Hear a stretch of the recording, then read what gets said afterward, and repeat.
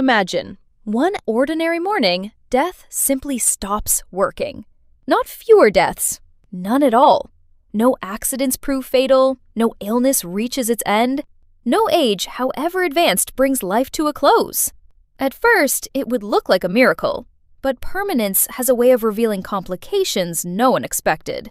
In the beginning, the response would be overwhelming joy. Families reunited with relatives once thought lost to illness or age. Doctors, for the first time, would never have to deliver the worst news of their careers. Hospitals would empty of grief, if not of patience. News anchors would struggle to find the right words for something without precedent. For a few days, it would feel like the best thing that ever happened to humanity. Within weeks, a quieter concern would begin to surface. Roughly 140 million people are born every year. Normally, deaths make room for that growth. Without death, that balance disappears entirely. Population would begin climbing at a pace no city, farm, or supply chain was built for. Within a decade, questions about space, food, and resources would become impossible to ignore. Nearly every human system was built with death quietly factored in. Retirement plans assume people eventually stop needing income. Without death, pensions and retirement savings would need to last indefinitely. Housing markets, built around generational turnover, would face permanent scarcity. Land ownership, passed down for generations, would simply never pass down again. Entire legal systems around inheritance, property, and succession would need to be rewritten from scratch.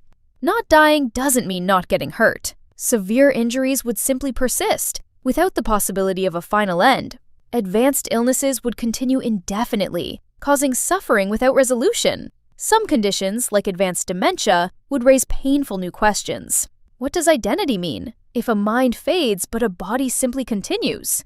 Medicine would shift from saving lives to managing an indefinite, unresolved existence. Many philosophers argue that meaning is partly shaped by limits.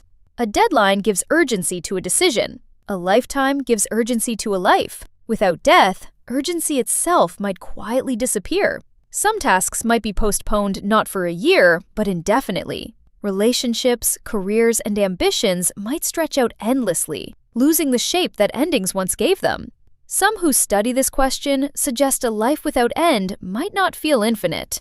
It might simply feel long. It's easy to imagine immortality as a gift with no downside, but nearly everything about how we live, plan, build, and love was shaped around an ending. Remove that ending, and the shape of life itself would have to change with it. Not necessarily worse, not necessarily better, just fundamentally, permanently different. Perhaps that's the real question worth asking. Not whether we'd want to live forever, but whether life without an ending would still mean what it means to us now.